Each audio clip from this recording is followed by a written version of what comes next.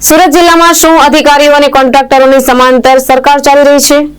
ઉમરપાડા સાદડા પાણી ગામે Tapi Karjan pipeline link યોજનામાં ગંભીર આક્ષેપો સામે આવ્યા છે। જમીન સંપાદનની પ્રક્રિયા પૂર્ણ થયા વગર જ આદિવાસી ખેડૂતની જમીન કબજે લઈ બાંધકામ કરી દેવાયું હોવાનો પરિવારનો આક્ષેપ છે।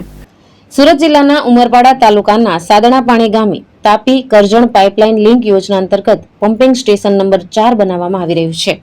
આ પ્રોજેક્ટ માટે ખેડૂત વસાવા રૂપાભાઈ ખરજીયાની જમીન સંપાદનની પ્રક્રિયા ચાલુ હોવા છતાં સિંચાઈ વિભાગે આગોતરો કબજો લઈ બાંધકામ શરૂ કરી દીધું હોવાનો આક્ષેપ છે।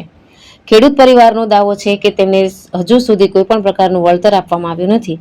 આ મામલે આદિવાસી આગેવાનો સાથે મળી ખેડૂતે સુરત કલેક્ટરશ્રીને લેખિત ફરિયાદ કરી છે અને લેન્ડ ગ્રેબિંગ એક્ટ હેઠળ જવાબદાર અધિકારીઓ સામે ગુનો દાખલ કરવાની માંગ કરી છે। આદિવાસી આગેવાન અખિલ ચૌધરીએ જણાવ્યું કે જિલ્લામાં અધિકારીઓ અને કોન્ટ્રાક્ટરોની સમયાંતર વ્યવસ્થા ચાલી રહી છે, જે ખેડૂતોના હિતો સાથે ચેડા કરી રહી છે।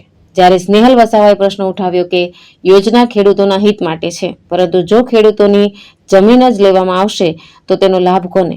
હવે જોવાનું એ રહ્યું કે સરકાર આમ સમગ્ર મામલે શું પગલાં ભરે છે અને પીડિત ખેડૂતને ન્યાય મળે છે કે નહીં। જી અખિલ ચૌધરી, આદિવાસી કર્મશીલ। આજરોજ નાયબ સુરત જિલ્લા કલેક્ટર શ્રીને રૂબરૂ મુલાકાત કરી હતી। મામલો એવો છે કે સુરત જિલ્લાના ઉમરપાડા તાલુકાના સાદડા પાણી ગામે તાપી કરજણ લિંક યોજના અંતર્ગત સાદડા પાણીના જે ખેડૂત છે રૂપાભાઈ ખરજીયાભાઈ વસાવા, એમની 94 પૈકી 95 નંબરની જમીન છે। આ બ્લોક નંબરની જમીનમાં એક પમ્પિંગ સ્ટેશન નંબર 4 બનાવવામાં આવ્યું છે, તાપી કરજણ લિંકનું પમ્પિંગ સ્ટેશન, જેમાં ગેરકાયદેસર રીતે એમની જમીન સિંચાઈના અધિકારીઓ દ્વારા પચાવી પાડવામાં આવી છે।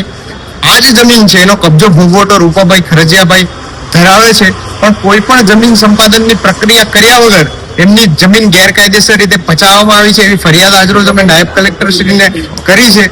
આ જેટલા પણ અધિકારીઓ છે એમની સામે ફોજદારી રાહે પગલાં લેવામાં આવે, લેન્ડ ગ્રેબિંગ એક્ટ મુજબ એમના પર ગુનો દાખલ કરવામાં આવે।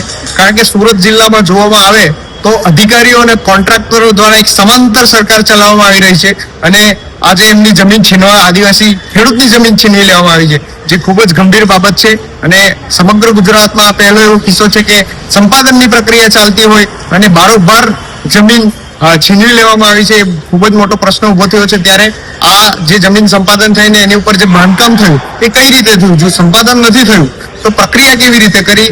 અને નાણાંનો જે દુરુપયોગ થયો છે એ પણ ખૂબ મોટો તપાસનો વિષય છે। કેટલાય ગેરકાયદેસર રીતે નાણાં સગે વગે થયા છે, તે ખૂબ જ ગંભીર તપાસનો વિષય છે। એટલે નાયબ કલેક્ટર સાહેબને અમે રજૂઆત કરી છે। કલેક્ટર સાહેબે તાત્કાલિક એના પર પગલાં લેવાના શરૂ કર્યા છે, જે બાબતે અમે રૂબરૂ આજે મળ્યા છે। ઉમરપાડા તાલુકામાં જે થઈ રહ્યું છે તો પાણી મળે એ ખૂબ સારી બાબત છે, પરંતુ આ હજારો ખેડૂતોને પાણી મળે એ હેતુથી આ જે ખેડૂત છે એમણે જમીન આપી હતી અને એ જ ખેડૂતને આજ દિન સુધી જો વળતર નહીં મળતું હોય તો આ ખૂબ શરમજનક બાબત છે અને તંત્રએ આ બાબતે ખૂબ ગંભીરતાથી કામ કરવું પડશે।